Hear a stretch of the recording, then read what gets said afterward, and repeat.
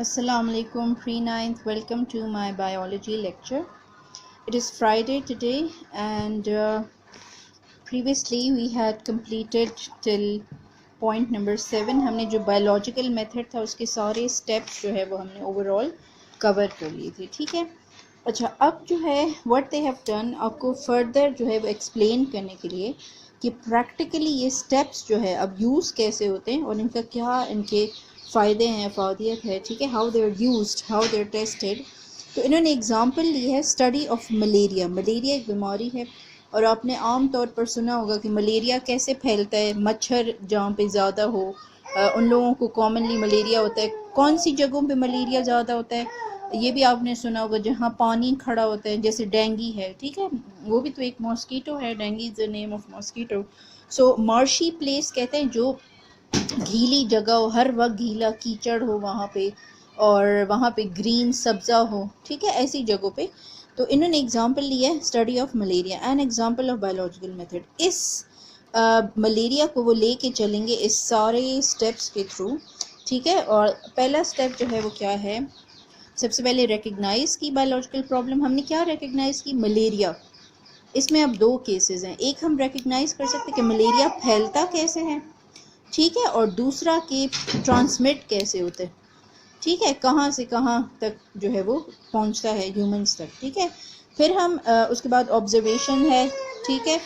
Then we have third formulation of hypothesis, deduction, experimentation, summarisation and reporting, ठीक है।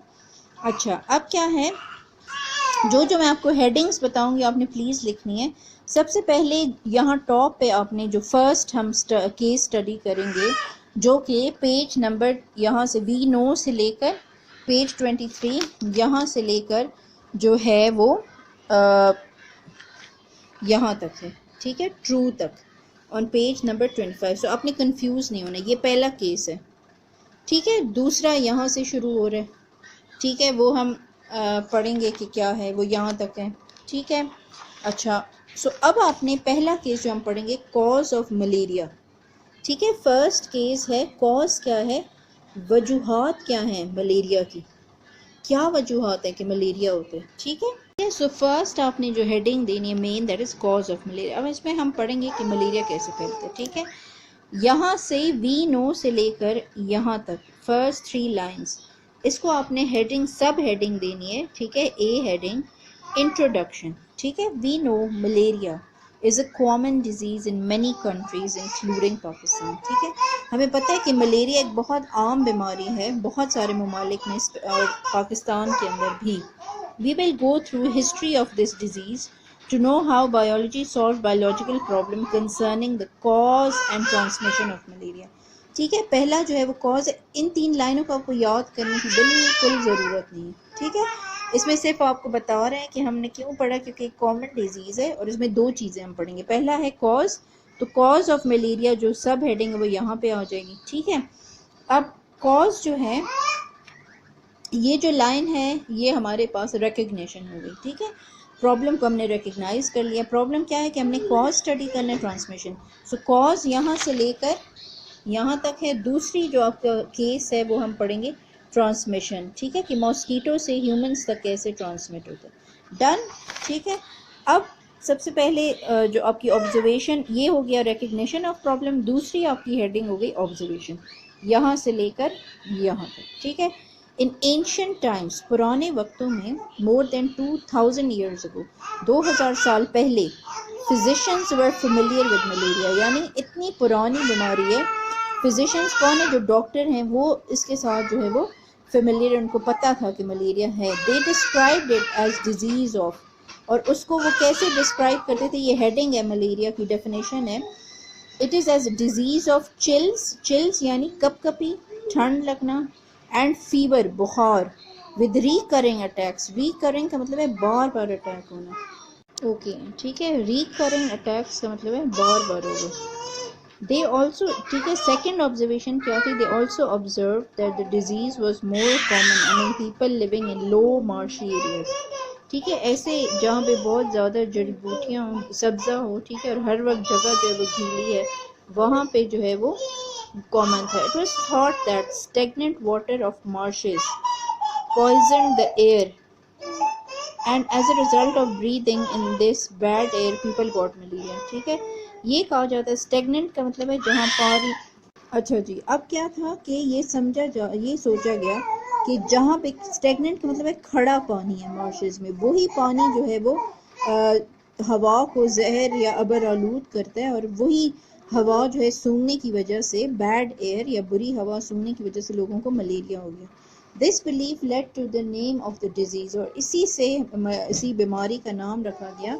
मैला का मतलब है bad, area means air, bad air. ठीक है, for further clarification of observation some volunteers drank stagnant water from marches, यानी मजीद इसको जो है वो क्लैरिफाई करने के लिए उन्होंने क्या किया कि कुछ लोगों ने वही जो पानी था, खड़ा पानी मार्शेस से, वो पी लिया, लेकिन they did not develop malaria, लेकिन उनको मलेरिया नहीं हुआ।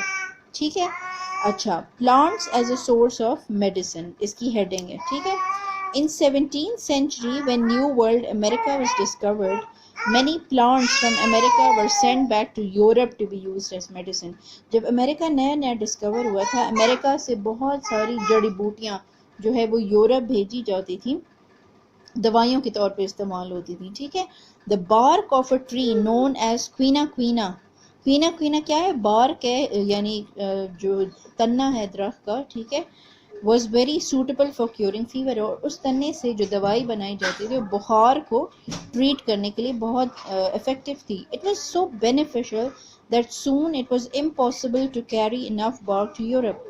ठीक है, और इतना ज़्यादा उसका इस्तेमाल हो गया कि जो है उसको यूरोप तक पहुंचाना जो है वो बहुत ज़्यादा यानी कम पड़ना लग गया। ठीक है, सम डिसऑनेस्ट मर्चेंट्स, यानी कुछ ऐसे ताजिर थे जो बेईमान थे, उन्होंने क्या किया, they began to substitute bark of another tree, यानी उन्होंने क्या किया, धोखा करके क्वीना क्वीना के बजाय सिनकोना है, ठीक है, जो उसी से रिजेंबल करती है क्वीना क्वीना से, उन्होंने वो बेचना शुरू किया। This honesty prove much valuable for Mankind, लेकिन इससे जो है वो फ़ायदा ही हुआ। फ़ायदा क्या था कि cinchona bark was found to be excellent for treating malaria, और जो सिनकोना था वो क्या था, उसमें मलेरिया के लिए जो है वो ट्रीट करने के लिए बहुत इफेक्टिव था। We know the reason Cinchona bark contains quinine that is affected in treating the tree. और सिनकोना के अंदर ऐसी मेडिसिन या सब्सटेंस है जिसे क्विनीन कहा जाता है, जो मलेरिया की दवाई में इस्तेमाल होता है, जो कि मलेरिया को ट्रीट करने के लिए बहुत ज़्यादा इम्पॉर्टेंट था।